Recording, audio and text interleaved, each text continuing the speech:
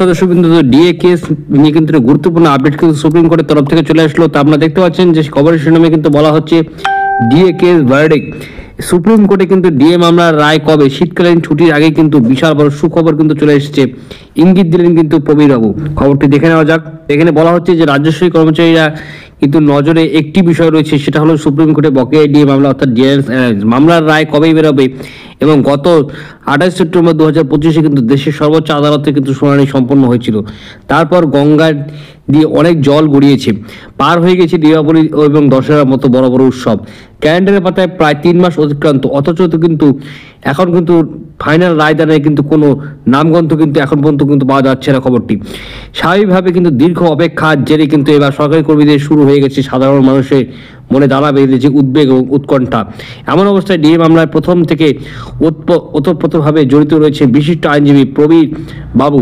বিশেষ কিন্তু এবার কিন্তু ইঙ্গিত দিলেন। তো বর্তমানে যে খবরটি পাওয়া যাচ্ছে সেটা হলো যে শীতকালীন ছুটির আগে কিন্তু প্রবীর বাবু সেই ঐতিহাসিক রায় কিন্তু দিতে চলেছে। তো এখান থেকে কিন্তু আর একটা গুরুত্বপূর্ণ খবর যে শীতকালীন ছুটি কিন্তু আপনাদের কয়টা দিন বাকি রয়েছে, তো তাই হাতে মাত্র কিন্তু 2 সপ্তাহ রয়েছে। আগামী 19শে ডিসেম্বর কিন্তু শীতকালীন ছুটি কিন্তু ঘোষণা করা হবে সুপ্রিম কোর্টে।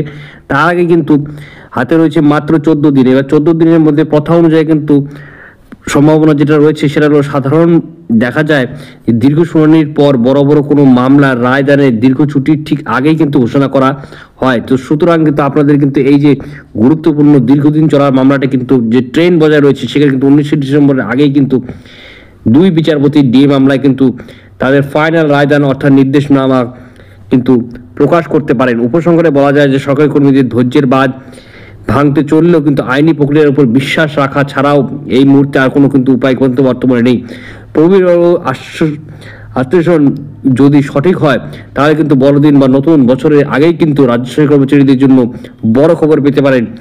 এখন দেখার বিষয় আগামী 2 সপ্তাহের মধ্যে কিন্তু সুপ্রিম কোর্টে কজ লিস্ট এই মামলাটি কবে তালিকাভুক্ত হয়।